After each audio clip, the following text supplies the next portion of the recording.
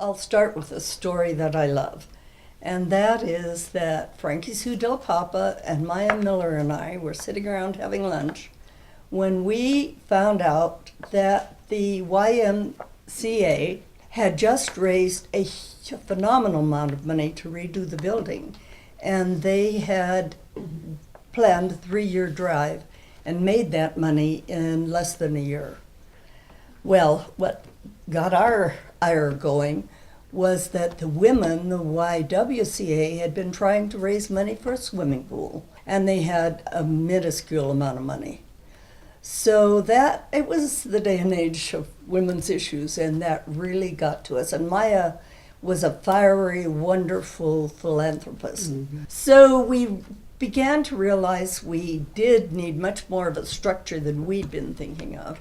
And someone suggested that we talk to Lynn Atcheson. And we did talk to Lynn Atcheson, who had wonderful ideas. I had the pleasure of being the founding president of the Nevada Women's Fund. It was a great opportunity to become more involved and be focused on women and children in our community. Lynn called me one day and she said, I've been to this meeting and I kind of have this idea. What do you think about it? And she started talking about this concept of a women's foundation, raising money and supporting women and children in our community and eventually statewide. And I said, well, of course, I definitely would be interested. It was very important to me that what we did would not be Democratic or Republican, but would involve all women. And we wanted women of all ages, and women who were poor, and women who were rich, and we knew we had to raise money. That was a big deal because women weren't getting funded for, it was appalling. And there were a lot of women, I will tell you, that were very disappointed when ERA did not pass. And a lot of those women were the women who got involved in this women's movement and the formation of women's funds. And so that was really important. And we were like the third or fourth that was really formed. And I do think that's important to realize. This was not just a local, there was a national movement of women to do something for women.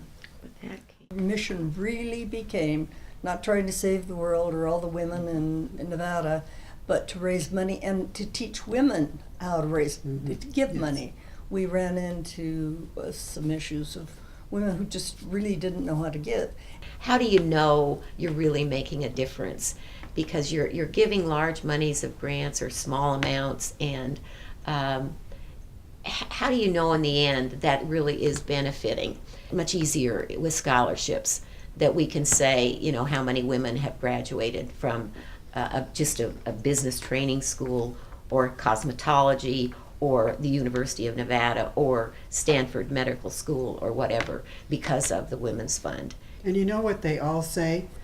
You believed in me. When you gave me a scholarship, you believed in me. And you go, wow, that is really strong and powerful to hear that said. It really is. I go to get in tears sometimes.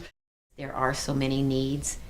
We're a state that seems to be at the bottom of the list of everything that we want to be at the top of. And so there's just a real need for, and that it is targeted for women and children. So I do hope that they can even enhance their ability to raise more money to fund all these projects that need to be funded. But it's been a great experience.